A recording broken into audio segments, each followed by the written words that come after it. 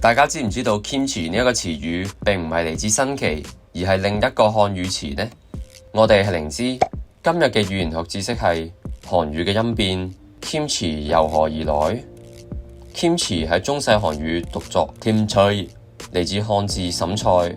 留意呢一個審係沉嘅異體，而唔係姓氏嗰個審，所以叫佢做泡菜，喺字源同埋字義上都係通嘅。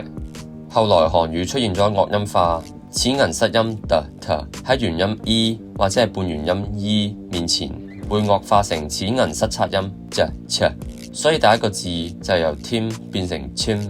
同樣受到樂音化影響嘅字詞有呢啲。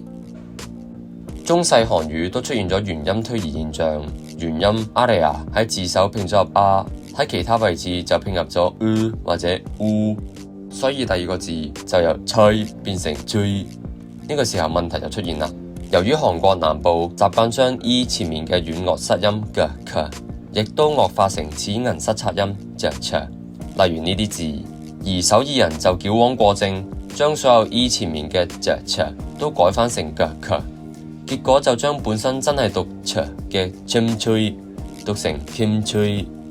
不過喺韓語入邊嘅發音係好唔穩定嘅，好似用作助詞嘅同埋意思嘅沙讀音已經唔一樣啦。